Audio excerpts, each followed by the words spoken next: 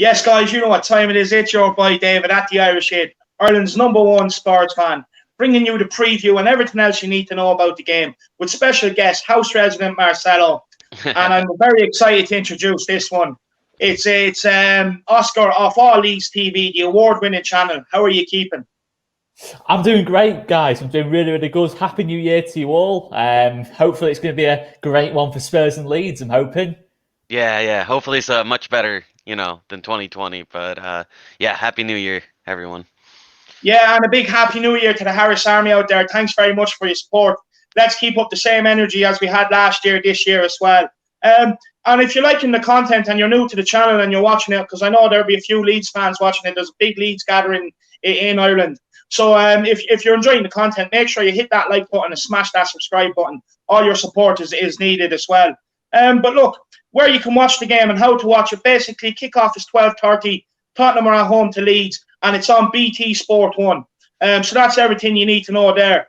Just a few stats on the game. Of course, Tottenham are looking to get back to winning ways. We haven't won in 4 league games now.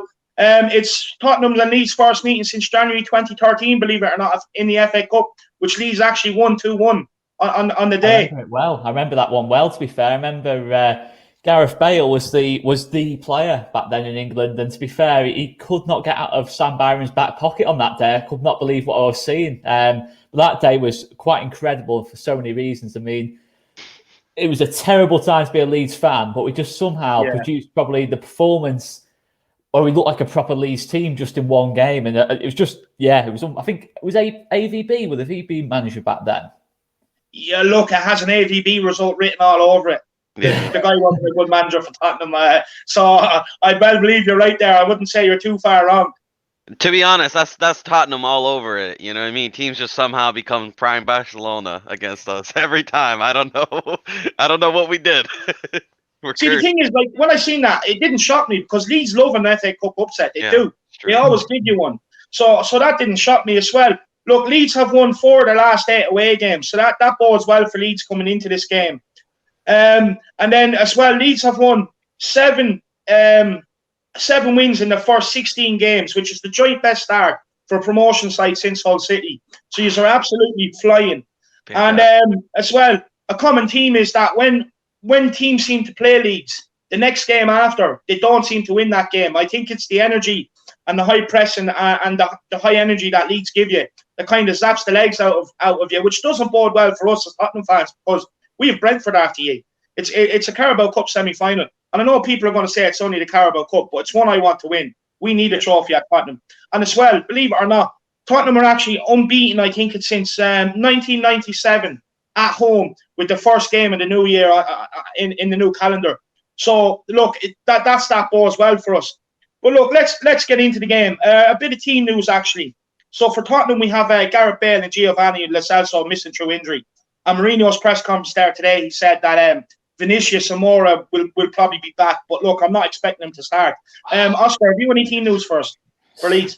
Again, for us at the moment, it's pretty much up in the air, really. Obviously, we've got our 2 main centre-backs, if you like, Robin Koch and Diego Llorente are both still out at the moment. So effectively, I'm pretty sure, anyway, the starting 11 for Leeds, again, it's pretty much certain every game under Marcelo Bielsa, it will be Illan Meslier in goal, Stuart Dallas right back, Luke Ayling playing slightly out of position at centre-back, Pascal Struijk at centre-back, who's back being super impressive, to be fair, only 21 years of age, made his first couple of appearances for the club at centre-back and we've kept 2 clean sheets, to be fair, so very impressive there.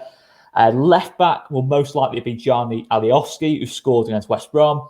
Holding midfield will be Calvin Phillips, the England international. Right-hand side will be Rafinha, who scored another really good goal against West Brom. Baller. I know, that's the thing. I know a lot of Spurs fans who said to me, "Oh, I wish we'd have signed him as well." In terms of how he'd compliment Kane and Son, but not to give Tottenham any ideas. You're not going after Rafinha. Don't go after Rafinha yet. And of course, Mateus Klick, Rodrigo Moreno, who was super impressive to be fair against West Brom after a bit of recent criticism. Left-hand side will be Jack Harrison, and up top Patrick Bamford at the moment, who's actually, as things stand, whether this will still be the same this time in 24 hours' time, it's actually on more league goals than Harry Kane at the moment, which sums up how well he has adapted to the Premier League so far, and it's full credit to him because we all know how great Harry Kane is. So that's a really, really good showing off Patrick Bamford at this moment in time. Yeah, to be honest, I actually didn't know that. That's a surprise to me. Patrick Bamford, for me, if he's the type of striker. Looking at him, when he's on fire, he'll get you goals. When he's not, he can't hit a barn door. Marcelo, have you anything to add to that? No, I was really surprised by Bamford this season. I didn't expect him to, be this good, because I did watch you guys in the championship a little bit, and you guys were playing impressive, but I felt like he didn't seem like a player that would, adapt to the league so well, so fast, and he's looking very good. I enjoy watching him. He's a good striker. Yeah, I mean, that's totally fair. In terms of what you're saying there, Marcelo. I mean, the thing is with Bamford was, I think the technical ability's always been there. I think even in the championship, I think when he wasn't scoring, he was normally playing well, to be fair. And look, he's finishing last season. I mean, I'm not sure, in terms of like expected goals, I think he was kind of like performing like way, way below what he supposedly should have been, scoring. Yeah, I remember you guys were creating a lot of chances, you know what I mean? Well, and sometimes he just wasn't at the end. Yeah. I think it was 26 goals, I think, was what he should have scored according to the stats. Yeah. He scored 16, so that's a big underperformance. But this season, it's the total opposite. It's gone the other way completely. And I mean, his finishing 1v1 is unbelievable at the moment. I just wish, the only thing I do wish is if he had a bit more pace. I genuinely do think with a little bit more pace, I honestly, and this might sound a bit deluded, I do genuinely think he would be one of the best strikers in this league. Oh, absolutely. That's the thing. I think that's the only thing he slightly lacks. But other than that, I think as Leeds United fans, a newly promoted club, having his centre forwards play the way he's doing, it's a massive, massive boost to us. Don't get me wrong at all. But I mean, with Bamford in general, I mean, a lot of Leeds fans would be lying if they didn't say, I mean, me myself, to be fair, would be lying if we didn't say that we didn't have doubts about Bamford in terms of getting the goals we needed, purely based on last season. I think the technical abilities, as I've said, has always been there. It's just, could he get the goals? Could he get the scrappy goals? A lot of varieties was there. I mean, against Aston Villa, he scored a hat-trick, and the last two goals of his hat-trick, two of the best goals. No, that one where he I think, like, what was it? Like he faked the like a pass or something, and then he just went like through the defenders. It was like a beautiful. I mean, Tyrone Mings is still looking around the. Yeah, exactly that one. Oh man. I don't like Tyrone Mings so much, but that's understandable from that game. But no. To be fair, Bamford completely dominated that one. Yeah, that's the thing. And he's done that this season, though. I think even against West Brom, he didn't score, but the link-up play as well, the pass he played into, I don't know if you saw the goals against West Brom, that pass into, Jack Harrison was like, if that had been Firmino who did that, Kane, I do genuinely think it would have got a lot more attention. I just think it's the fact that, not so much Kane, to be fair, but Firmino especially, that has got a lot more attention, to be fair. Absolutely. He's very, very good at that side of his game. So for me, in terms of all-round play, he's not going to be that far off the England squads if he carries on in this form, to be fair. Can he carry on in this form? Look, we've seen one-season wonders before at this level. I think Michu is probably the best example at the minute. All those years back for Swansea, similar kind of player, quite big build, quite skinny, left-footed. There's quite a lot of comparisons there. But to be fair, at this moment in time, I think I do back Paddy Bamford to maintain this now for the rest of the season for us. Yeah, he's been great in my FPL. That's the thing as well. He's not just popular with Leeds fans at the moment. He's proven the best value for money player in the Fantasy Premier League at this moment in time, to be fair. So he's popular with everyone at this moment in time. I literally got him just for my bench, for my FPL. I swear to God, I was literally like, he was so cheap. I was like, might as well. And then all of a sudden, he starts scoring these goals, and I'm like, I got to start putting him in. He's been getting me points. Yeah, exactly. He's been good, man. And of course, it's testament to the lad, because he is being touted for an England call-up.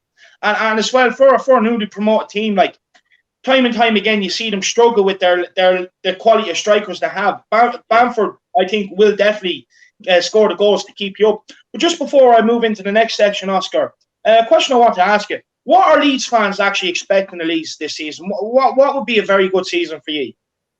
I think really, when we went into the season, I think the first and foremost, the aim was to stay up. But having said that, I think the biggest thing really was not so much a league position. And this will sound really hipsterish, this kind of answer, to be fair. It's like a real football hipster kind of answer this. But I think the aim really was just to apply ourselves in the same way we did in the Championship in terms of same style of football, dominating possession, chances, creativity, getting high up the pitch, and just dominating football matches. And of course, at this level, it's been more difficult at times. We've been caught on the break. We all knew that before going into this season. I think me and Joe on the channel have said numerous times that we will get hammerings this season. We've already had them, to be fair. Manchester United 6-2, Leicester 4-1, Palace 4-1. I can see 4 goals against Crystal Palace still hurts me to say that is just painful to admit. But I was surprised with that. But that's the nature of us, to be fair, Marcelo.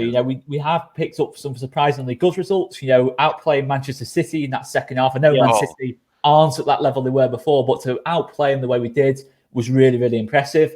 Liverpool, to be fair, we very, very almost as close as you guys got to getting something there. It was a similar kind of game, really. On another day, we could have got something more there. Fantastic game. It's just the way it goes. But for me, what we've produced so far has exceeded expectations. I think ultimately survival was the first aim. I think anyone would have taken 17th, but with the style of football being good, entertaining to watch, and that's what it's been so far. So really, to be honest, David, we're massively exceeding expectations. But now, obviously, going into the second half of the season, like we've seen a little bit of Sheffield United, when you start so well, it's hard to then temper the expectations then. You kind of look at the squad we've got at the moment in time. Rodrigo Moreno, Spain's number 9. Rafinha's come in, who for me, I said from day one, I saw as a future Brazilian international. I still stand by that, to be fair.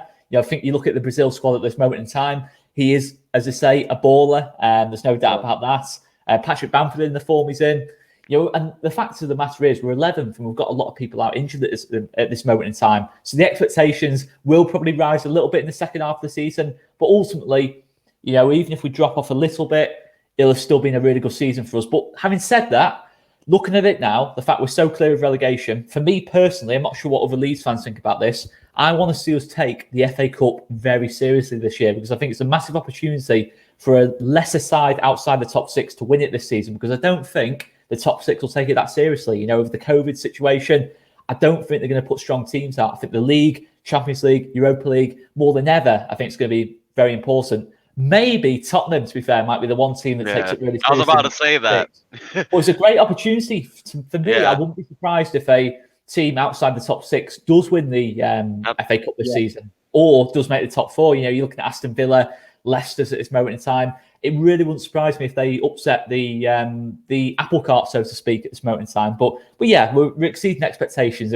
Quite a long answer to that, I'm sorry, but it's a really complicated one with Leeds at this moment in time. In terms of some weeks we'll watch it and think, because the expectations are so high of what we've been producing, you think that's not good enough. That's not. When we got beat by West Ham, when I speak to you guys and Matt, I was so down-arsed after that West Ham game. But that's the thing. It is taking the rough with the smooth, really, and I think it has been very much.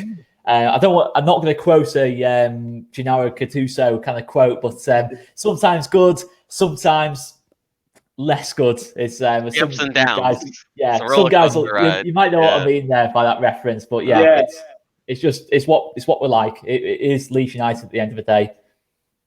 Yeah, no. Yeah, Marcelo, have you anything to add to that?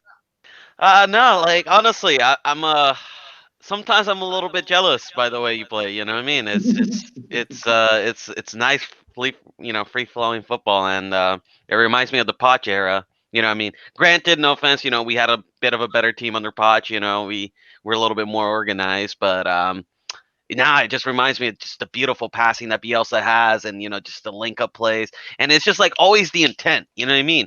It's you score a goal, okay, we're gonna go right back at you. You know what I mean? We're gonna suffocate you. And that's how you guys play, and it's awesome to see. But as far as Jose Mourinho, though, that man will never take any trophy not seriously. I mean, he will take every trophy seriously. He'll play Harry Kane and an Audi Cup final. You know what I mean? He'll play he'll do anything to win. He'll add it to his honours list as well. The Audi Cup final.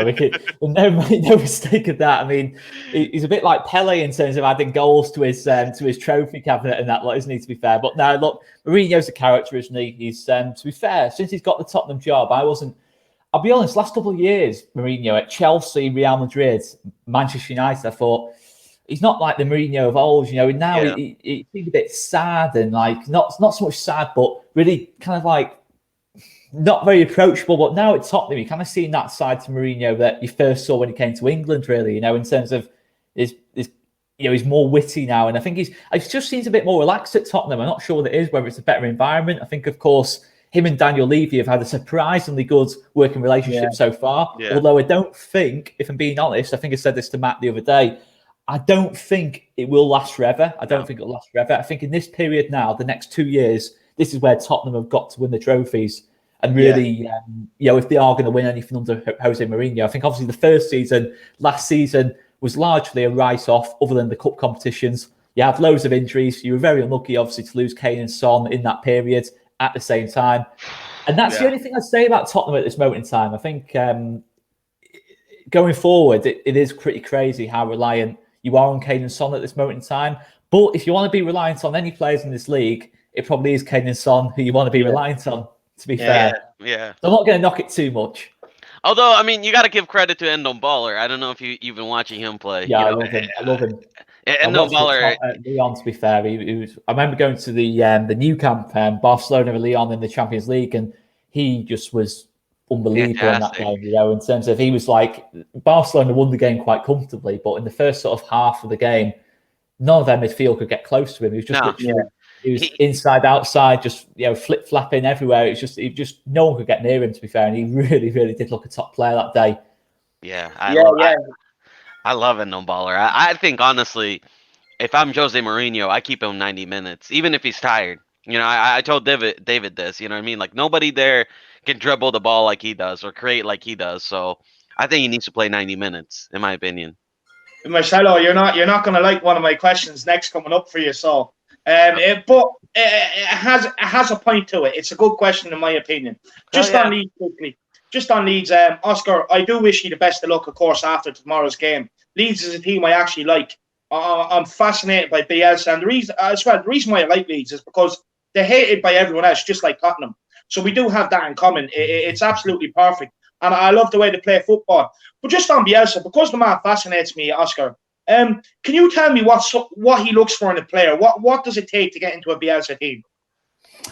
Well, I think first of all, with Marcelo Bielsa, his working relationship with Victor Orta is very, very key. Victor Orta is our sporting director, so essentially Victor Orta makes the signings, but he leaves the last decision to Bielsa. So he'll pick the players who he thinks are good enough to fit into this Leeds team, and Bielsa will make the final call, which is quite an interesting working relationship. I know, obviously, it's pretty much the exact opposite to how Jose Mourinho works, to be fair, in that sense. But I think with Marcelo Bielsa, the first thing is tactical versatility. You know, he doesn't just want a player who can play in one position. So, for example, if he's looking at a defender, if he's looking at a fullback, for example, he wants a fullback who can play in the centre of defence, can play in the back three, can play wing back. Has a lot of variety to their game. Same with midfielders, really. He wants if he's looking at a number 8, a central midfielder, he wants someone who can play defensive midfield as well. Because what you see with Bielsa is he tends to keep the team the same, but if things aren't going so well, he's happy to move things around a little bit. It can look crazy. It can take 10 to 15 minutes to understand what formation you're playing, who's playing where. It can be absolutely crazy at times. And sometimes you can play a full 90 minutes. I was trying to think what game it was. I think against Burnley, to be fair, on just after Boxing Day. I could not work out who was playing where. I had to look at the before I did my post match on All East TV. I had to look at what they had it down as a formation, because I could not work out. You know, at times our fullback was ending up as playing like a second striker. It was crazy, to be fair. And it was beautiful Bielsa stuff, really, and that's what he looks for first and foremost. I think obviously in the front three positions he likes specialists. So if he's playing wingers, he's only playing wingers there. He's only playing pacey players out wide, really. And that's what he looks to do, really, you know, in terms of having that pace out wide. And that's what makes us so exciting, really. You know, we get into those kind of situations and, you know, we play that such intensity. You need pace in the team. And obviously Patrick Bamford, as I said before, isn't that pace, but he has 2 pacey outlets to the side of him, one in Jack Harrison and one in Rafinha. Rafinha, to be fair, drifts onto his left foot.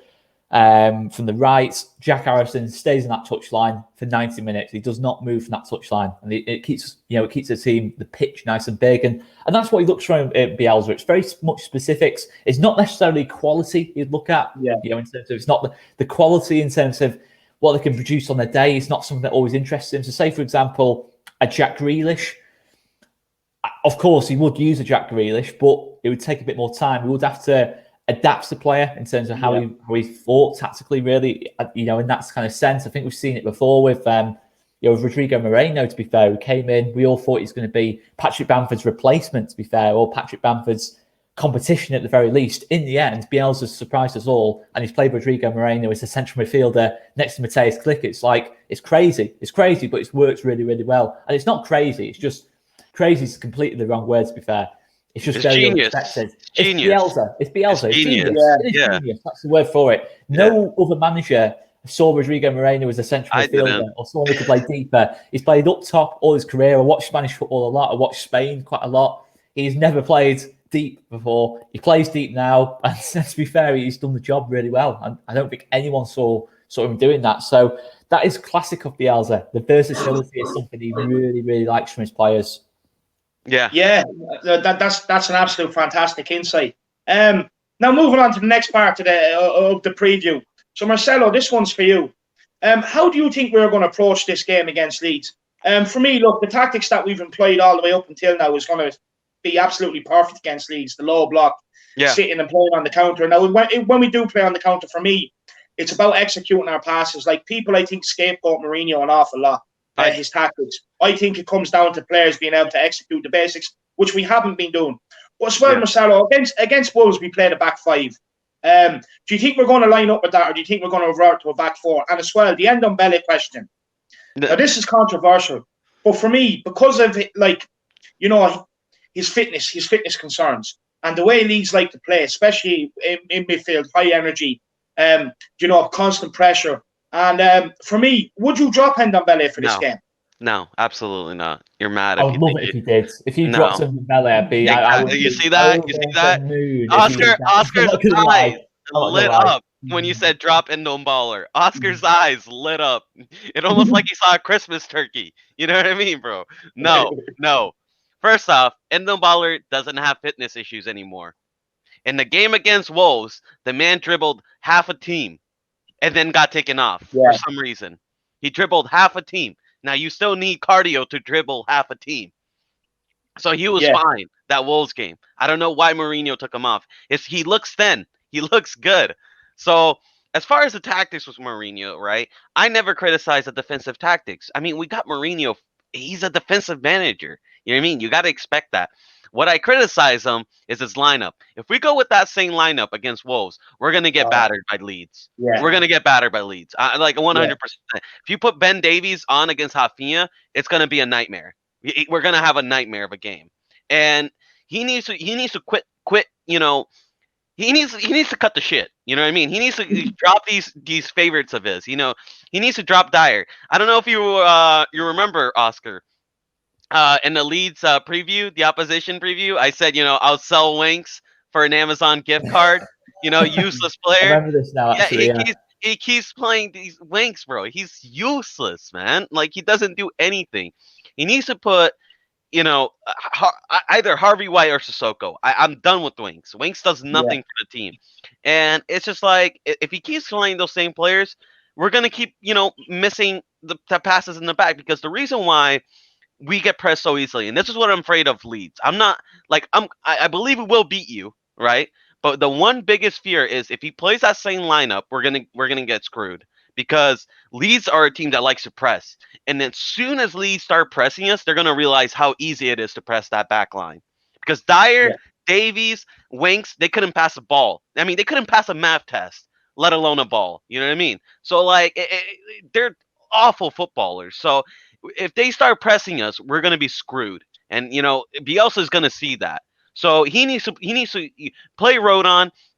He needs to play Reguilon. He needs to play, real ballers, real footballers. I'm tired of this. Fight, passion. You show so much. I have passion for this club, bro. I have passion for this club. Like I said, Marcelo, if you want passion, you bring your missus to the bedroom. Do you know what I mean? Yeah, exactly. You know what I mean? And I cut the passion shit. I want ability. I want a footballer. Yeah. You know what I mean? I don't want no UFC fighter. I want footballer. Sick of it. Yeah, for me, look, this game as well with Toby. Toby has to start at the back today. Absolutely. He's been rested now long enough. He has to start. And the reason why, for me, he has to start is because he's our only outball as a defender. Like Toby, not only is he great passing the ball, but he can also ping a 30, 40-yard ball over the top for Son or whoever else is out wide. He can ping the ball up to Harry Kane's feet. I've actually identified a bit of a weakness in the Leeds team, but we'll get onto that in a minute.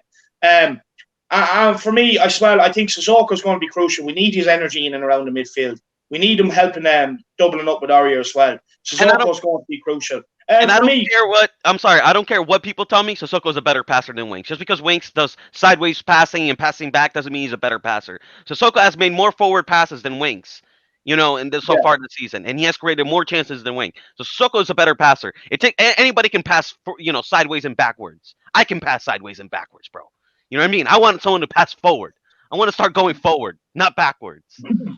Yeah, but look, the whole debate with the Winks thing, right? For me, he doesn't fit into a Jose team because when we turn the ball over, Jose likes a nice quick counter-attack. Winks isn't that sort of player. Winks is a ball retention player. He'll take it, spread it out to one side, take it again, put it out to the other side. And for me, he's just not good enough for a Mourinho team. He's not good enough to be at Tottenham for where we want to go. But look, I actually would personally, I probably would start Ndombele tomorrow. I would start Ndombele in midfield. He's a best midfielder. But I'm just saying, like with Mourinho, his fitness is a problem. So I wouldn't be surprised if you didn't see Ndombele. It's not, David. He looks fit. He looks so fit against Wolves. He wasn't even breathing hard. You know what I mean? And he was tracking back. He's not. Forget this passion bullshit. Listen, if there's one player I don't care who tracks back, it's Ndombele. As far as I'm concerned, Ndombele can sit in that midfield nice and comfortable, bro. You know what I mean? The other players can track back. Ndombele don't need to track back. He's our only sign of creativity. You know what? What he lacks in defensive, like Jose needs to stop with this thing. Like everybody has to track back. Everybody has to be defensive. Look, of course, Son. Bergwijn or whoever plays on the wing needs to track back and help the wing out. And, Kane, okay, maybe he can track back. But listen, you can always have one player that can just stay back. You know what I mean? And Ndombele, if there's anybody to stay back, it's Ndombele. He doesn't need to track back. He's a creative midfielder. You know what I mean? He can create something like that. And you need that in a game. You can't sacrifice it. The only reason why I bring it up is because, look, there is question marks whether with Leeds high intensity, all energy, there is question marks. Like Leeds are the fittest team in the league. Let's be honest, they're the fittest team in the league. Yeah. And for me, the only reason why I say Ndombele and his fitness is because can he do it for 90 minutes? If he can't, for me, I'd rather bring him on as an impact sub. That's just my opinion. But Oscar, how do you think Leeds are going to set up, and how do you think they're going to approach Tottenham? I'd imagine similar to what we did against West Brom. Really, imagine a 4-1-4-1.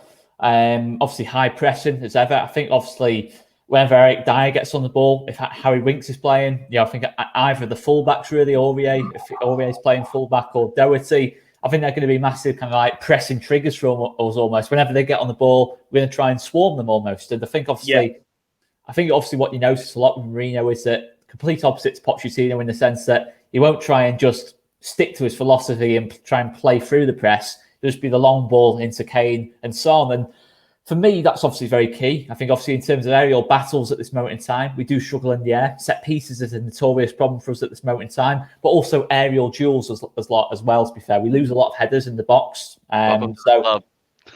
So that's, both teams have got problems on set pieces, to be fair. It's so that'll be an interesting one. I think both teams will be just trying not to give any stupid free kicks away, but we always manage to somehow. But yeah, I do expect that. But I think obviously the thing I'd say about Ndombele is that I think Mourinho's using him wrong. I think Mourinho is trying to play him as a number 10. I think really Ndombele, for me, a number 10, you've got to have a real goal threat, not so much creativity. Ndombele obviously got creativity, but sometimes the final pass from Ndombele is not always the best. His best attribute for me, I think it's quite simple. You play Højbjerg, Ndombele in the same midfield, and you have a number 10 in front of him in Lo Celso, or even Dele Alli, or sign another number 10. This is what I mean. I've watched Tottenham a lot, to be fair. And start of the season, when he did start to introduce Ndombele, there was a noticeable difference in how much better Tottenham's performances were. And then that West Ham game kind of happened, and Mourinho went to sit back. But to be fair, in this game, that probably works in a better strategy, to be honest, in terms of sitting back a little bit and hitting Leeds on the counter. But long term, against teams that are less expansive than Leeds, I'm not sure that gets Tottenham enough points in the league at this moment in time to push for a title. And for me, if I was a Tottenham fan, I would be frustrated at that moment in time because I'm seeing what Liverpool are doing, dropping points. I mean, Manchester United could go joint top of the table at this moment in time. That should be a big kind of thing, thinking. No, I'm pissed off. Oh, yeah. It could be a missed opportunity. Back when, Leicester won the league, I thought that was a missed opportunity, to be honest. I think it wasn't just Tottenham. I think Arsenal, missed the opportunity as well. A lot of teams did, really. So I could see it developing into a season like that, to be honest, at this rate. But in terms of Leeds, I mean, what you see is what you get. I don't think we'll change our style. I think obviously we'll look for that through ball into Bamford. Try and attack your defensive shape a little bit. In terms of sustain a bit of pressure. I think that's the key thing for us, really. It's all well and good having 70% of the ball, which is what we will have. I think when I saw Arsenal have that against you, they didn't really do anything with it, really. They didn't really create enough chances. They didn't really hurt you enough in my liking when I saw that game. In terms of an analytical, neutral point of view. I think obviously Eric Dyer is definitely someone to target at this moment in time. It's interesting you're looking at Sergio Ramos. I am stunned by that, by the way, completely off topic. I'm stunned by that because I thought Sergio Ramos and Jose Mourinho couldn't stand each other, to be fair. So I'm very, very surprised if that is the case. But to be fair, Sergio Ramos and Alderweireld, it might not have a lot of pace, but that as a centre-back partnership is about as good in terms of technical quality as you can get for a centre-back partnership, to be fair. And obviously goal threat as well. Sergio Ramos on set pieces, wow. And at the moment, in terms of how reliant you are on Kane and Son, he'd probably be a third top scorer this season. 100%. So that'll be an interesting one in January. Certainly glad to be playing you while you've still got Dyer and Doherty or Aurier at fullback. I just don't think they are good enough in terms of... No, they're not. For Mourinho to have this defensive approach, we've seen it work at Tottenham, we've seen it work at Inter Milan, we've seen it work at Real Madrid. He had world-class defenders. Whole back four, across it, world-class defenders. At Tottenham, I still massively rate Toby Alderweireld. I think he's had a real renaissance this season when I've seen him. Hugo Lloris, of course, I think has always been a top quality goalkeeper. I think this season especially, I think he's probably, probably rise at the peak of his powers, to be fair. Reguilon, top class player. Top class player. But then you got the donkeys. You know what I mean? The guy who keeps playing. Eric Dyer. There's a big drop off in quality, isn't there? From those players to Eric Dyer. I think Dyer's been better this season, but for me, I still look at him and think a team that can sustain a bit of pressure, really pin Tottenham back in their own half and really force them to defend wave after wave after wave of attack. I think Eric Dyer is one of those players we'll look at and think he probably falters and makes a lot of mistakes. Aurier, the same, really. To be fair, Aurier, at times this season, I think that Man City game, he looked like Cafu that day. I mean, in terms of how well he did against Sterling. And that, to be fair, as much as I sometimes criticise Jose Mourinho, he's very, very good at improving individuals. Kane and Son, you've seen, it's not just a case of he's giving them more freedom. He has actually improved them as footballers, especially Son. I think Son is, for me, the best player in the league so far this season in terms of what he's doing week in, week out. So now, and Dembele as well, to be fair. I think obviously as much as I like Poch, he never really got those levels of Dembele that Mourinho has. So you've got to give him some credit in terms of how he gets the best out of individuals. His man management is very good for me. He sometimes does get it very, very, very wrong. Don't get me wrong. Wrong when he publicly calls out players. But he seems to have stopped doing that, to be fair. He does seem to have stopped doing that, which is, he's obviously learned that was not the right thing to do, especially when you go to places like Manchester United. It's a losing battle. It's a losing battle when you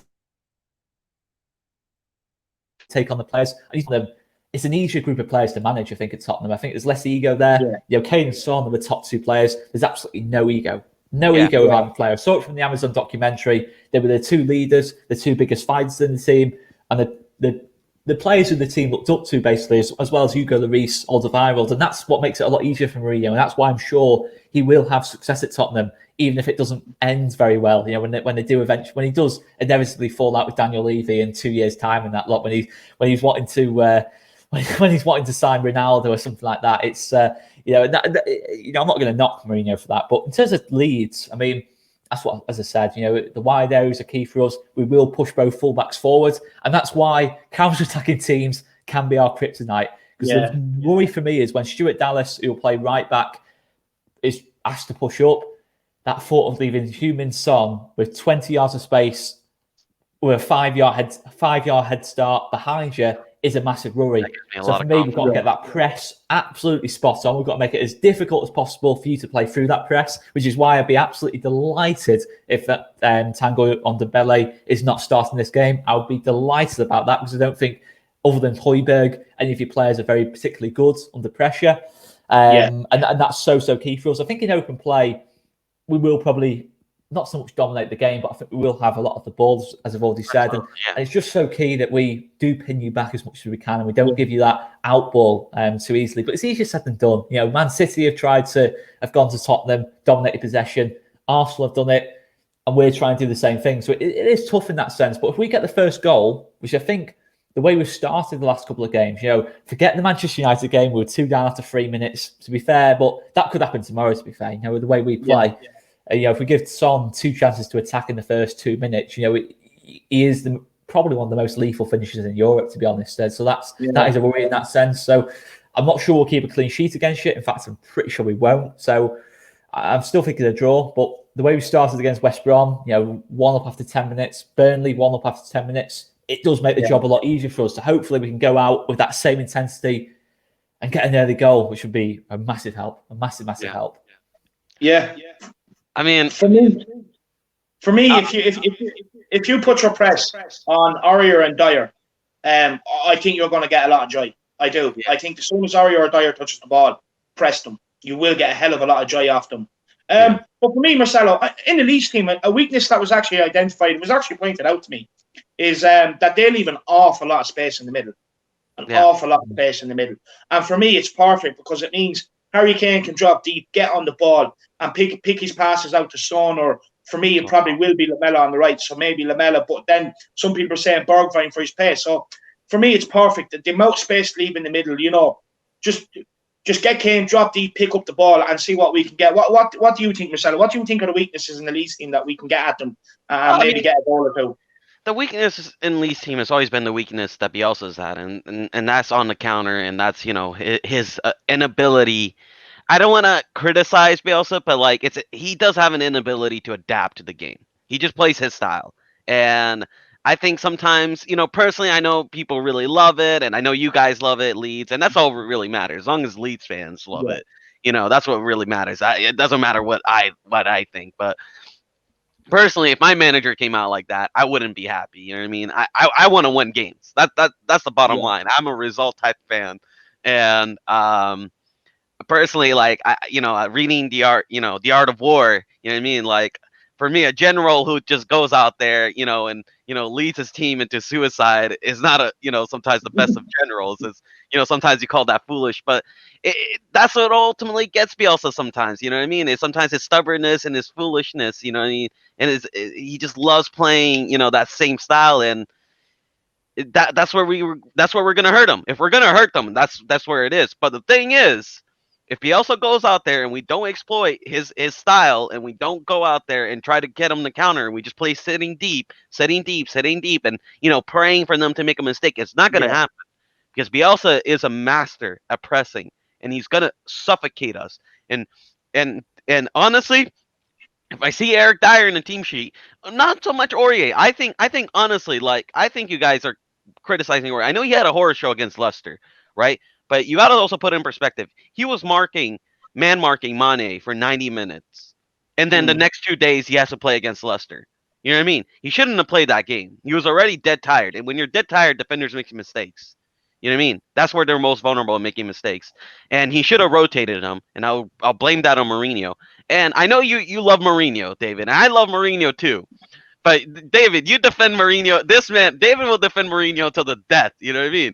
I am more prone to criticize him, because when we go out there and we beat City, we beat these teams, what do we call it? We call it a Mourinho masterclass. Yeah. So you know what? When I call it a Mourinho masterclass, when he gets it wrong, I'm going to call it a disaster class.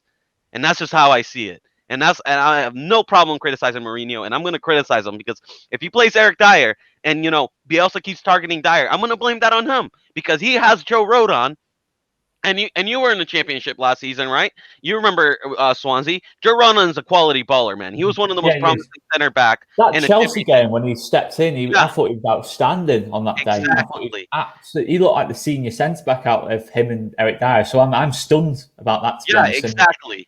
Thank you. I want to give you a hug right now because first off, you're exactly right. This man knows our team, bro. You know what I mean? He knows where Endo Baller should be playing. Endo Baller is not a number 10. He's a number 8. Yeah. You know what I mean? And then he knows that, Joe Rodon is a class center back. I mean, like, Oscar, big up to you, bro, because you know ball, because I've been calling it for Welsh Maldini. You know what I mean? All these people now, they're calling for the Welsh Maldini because things aren't going our way, but I've been calling it even when we were top of the league for the Welsh Maldini. You know what I mean? It's like, I don't care about Dyer. I don't care if he can clear a ball. I don't care if he can tackle. Any defender can tackle. Yeah. You can teach a defender to tackle. You can teach a defender to header a ball, but what you can't teach is class. And Joe Rodon has a billion times more class than Dyer will ever have in his career. Dyer has the worst first touch I've ever seen in my life. I swear to God, I've seen under 23s with better touches than him. He's terrible. And Bielsa's going to exploit that. And he keeps playing him. And you keep saying, oh, we're going to get Ramos, right? If you get Ramos, it's going to be Ramos and Toby. I would not put it past Mourinho to put Ramos and Dyer next to one another and drop Toby. I would not. Yeah. There'll be a lot of red cards, in fact, if you do that, to be fair. There'll be a lot of red cards with those two. I don't know what is it. And this is the one thing I hate Mourinho for. It's just his man love for Dyer. He's a terrible footballer, man. He's awful. For me, Marcelo, the reason why I defend Mourinho, right, is because the same players that have let us down this season with individual mistakes and everything else are the same players that let us down under Pochettino. Yes. Now, when you have a new manager coming in and some of the same things are happening, you have to blame the player. You can't blame the manager. The manager. So we've gone from playing great, lovely attacking football, 1-0. So now we're trying something different, right?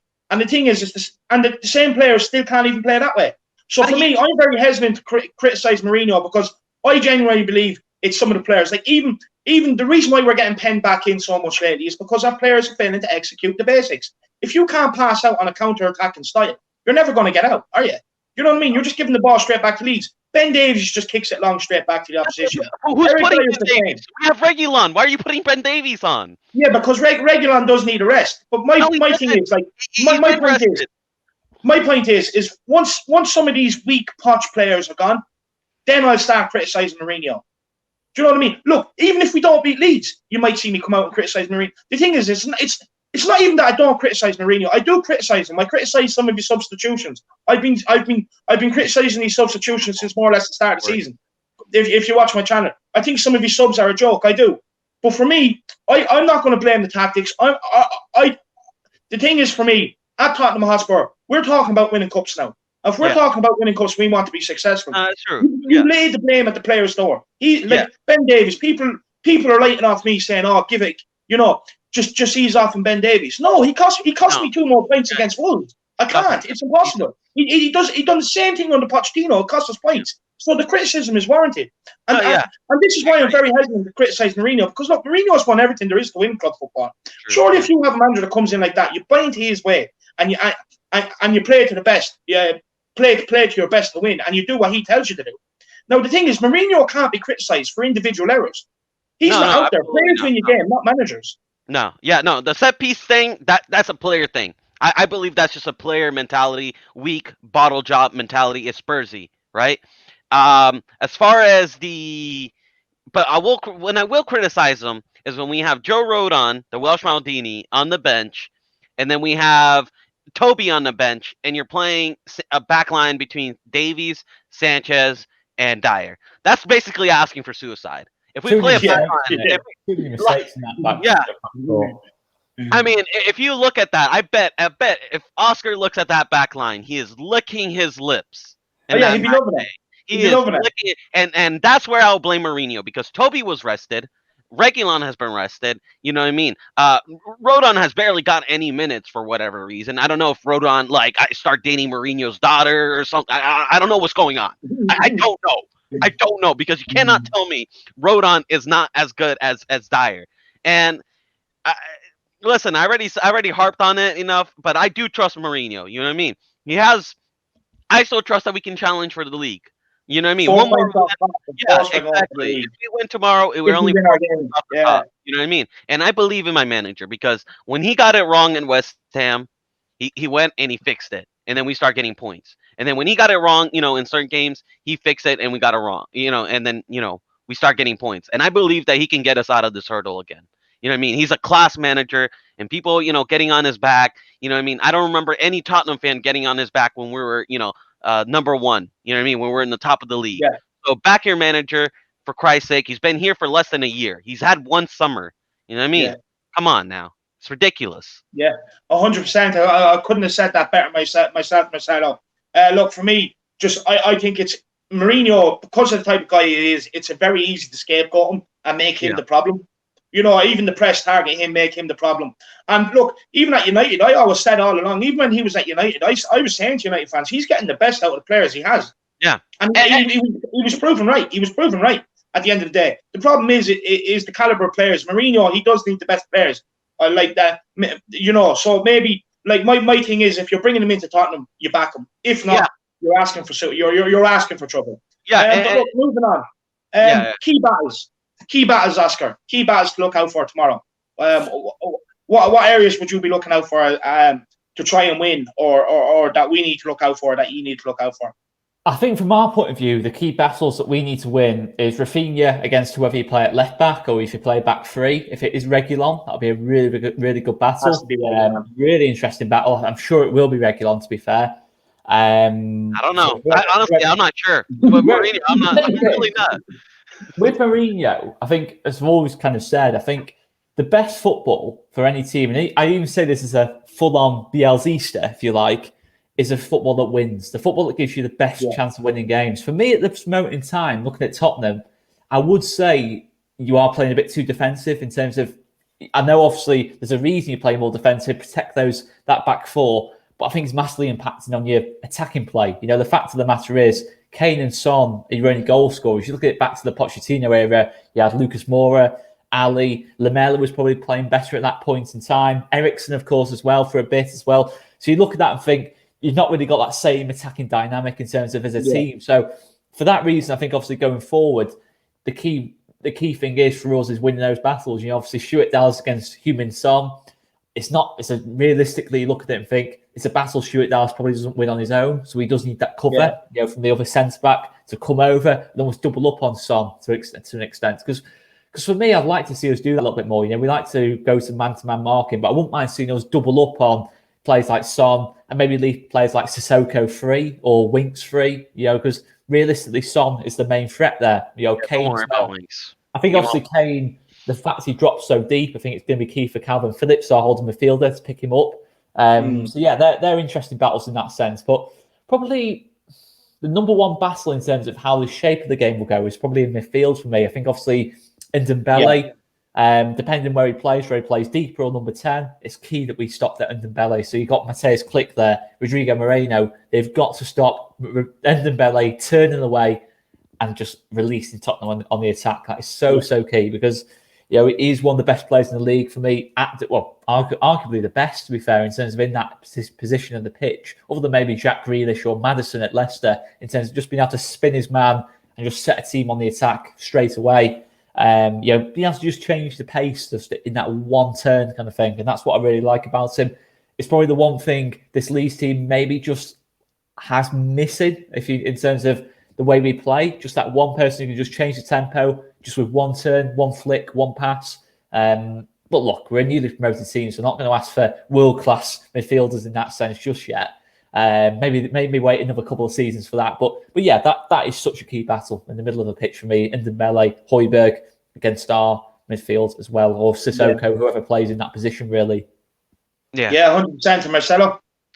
The key battle is simple. Pick the right players, we win the game. I mean, no offense to Leeds, you know what I mean? Like, he just picks the right players, we win the game. And he picks the proper back line. He picks Reguilon, he picks the Welsh Maldini, and he picks Toby and Aurier. You know what I mean? That's a proper back line. But if he goes back to the same old back line that he's picking, we're going to lose the game. It's simple as. If I see that back line, I might predict, honestly, no, I'm not even kidding at this point. I've had enough of it. If he gets that same back line, I'm going to predict Tottenham to lose. I really am. And I never predicted in my life Tottenham to lose. You know what I mean? I just don't do it. I back my team. But I can't back this back line any longer. I just can't. Yeah. So he picks the right players, we win the game. It's simple as. Yeah. I don't mean to sound arrogant. I really don't. It's just that I just think we just have more quality than Leeds right now. You know what I mean? We have no baller. We have Kane. We have Los, well, not Los also, but Sonaldo. We got Reguilon. We got a lot of players that can just produce the counter attack. That's perfect against Leeds. So he just has to pick those players, and I'm confident we'll win. Yeah, I love answering your triggering questions, Marcelo, because we really do get the best of you. It's brilliant. For me, look, we need to play Ori and Reguilon at fullbacks. We need the pace. We need to keep Leeds wingers Harrison and Rafina very quiet.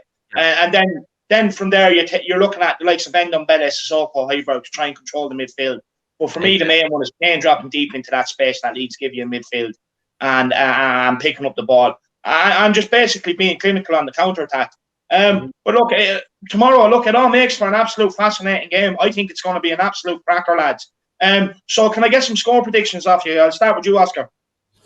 I'm going to go 1-1. 1-1 in this game. I think Mourinho it'll be a good tactical encounter. It'll be tight for 90 minutes, I think. It could go either way for 90 minutes, but I think 1-1. Marcelo? Depends. If we pick the right lineup, I'm going for a 3-1 game. I think Leeds will score. Bielsa is a fantastic tactician, so I'll go with the 3-1 win. If we pick the right, lineup. If we pick the wrong lineup, I'm going 3-0 Leeds. Simple as. I'm just done with that lineup. For me, I was going to go 3-1 as well. I did say on Charlie's preview earlier on his channel. 3-1. I think Leeds will score. I think an individual mistake from one of our players will lead to a Leeds goal. But look, I think do you know what I mean? Saying that, look, Leeds can turn up tomorrow and could easily turn us over with that form. But I hope that's not the case. But look, thanks very much, Oscar, for giving up your time for coming on today. I really do appreciate you being an absolute fantastic guest. Yeah, no, fantastic, Oscar. I love your input, man. I mean, you really have some real ball knowledge there, man. I wish some fans would, listen to you more often because it seems like you understand our team more than some of our fans. I swear. And Oscar, it'd be an absolute pleasure to have you back again. I really did enjoy this. And also, big up all Leeds TV. Anyone that's watching and doesn't know about the channel, get over there. Make sure you subscribe. I think they're on the big push for 20K. As Spurs fans, let's help them do it. We do like Leeds Spurs fans. Great channel. Again, you and Joe. Great channel. Yeah. And also check out the preview that they've done with Eleanor from Lily White TV. She's absolutely great. And same as Matty Hayes, my boy Matty Hayes, my fellow countryman. It was a great preview show. A lot of Spurs fans tuned in as well. It was very enjoyable. So keep up the good work over there. It was one of the best previews we've ever done. In terms of that, in that sense, in terms of because obviously Eleanor was very much on the other side of Mourinho in terms of criticism size, and Matt was on the other side. So me and Joe were kind of we were playing peacemakers effectively in it, but it was absolutely brilliant. It was absolutely brilliant, to be fair. Yeah, no, look, you left me jealous. I was wondering where my invite was, but look, I can understand it. It was like chalk and cheese. It was absolutely perfect, the two guests you have on, so I can't have any complaints. And big up, Oscar. I'd love to have you on again. It's been an absolute pleasure getting your insight. I done a show with you on Matty Hayes' channel as well. Thoroughly enjoyed it. Marcelo, thanks very much for pulling yourself out of bed this morning to do this as well. I know it's early over there in the USA, so thanks very much. And again, if you're liking the content and you want a Spurs win, make sure you smash that subscribe button. In Jose we trust. Come on, you Spurs. Come on.